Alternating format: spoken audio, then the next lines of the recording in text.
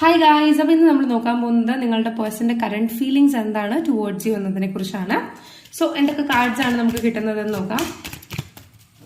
Okay, first of all നമുക്ക് കിട്ടിയിട്ടുള്ളത് നിങ്ങളുടെ റിലേഷൻഷിപ്പിൽ എന്തെങ്കിലുമൊക്കെ പ്രശ്നമുണ്ടായിട്ടുണ്ട് എങ്കിൽ, നിങ്ങൾക്ക് താല്പര്യമുണ്ട് എങ്കിൽ യൂണിവേഴ്സിനോട് മാനിഫെസ്റ്റ് ചെയ്യുക. ഒരു സെക്കൻഡ് ചാൻസ് നിങ്ങൾക്ക് അവൈലബിൾ ആണ്.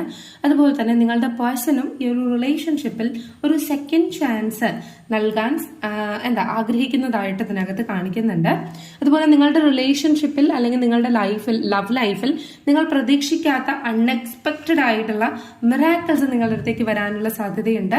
അതായത് നിങ്ങൾ ആർക്കെങ്കിലും വേണ്ടി എന്തെങ്കിലുമൊക്കെ വെയിറ്റ് ചെയ്യുന്നുണ്ടായിരുന്നു, മെസ്സേജിന് അല്ലെങ്കിൽ ഒരു കമ്മ്യൂണിക്കേഷന് വേണ്ടി വെയിറ്റ് ചെയ്യുന്നുണ്ടെങ്കിൽ അതിന് വേണ്ടിയിട്ടുള്ള ഒരു സോഴ്സ് അല്ലെങ്കിൽ ഈവൻ ഒരു ന്യൂ ബിഗിനിങ് നിങ്ങളുടെ ലൈഫിലേക്ക് വരാൻ പോവുകയാണ് എന്നതാണ് ഇതിനകത്ത് കാണിക്കുന്നത്.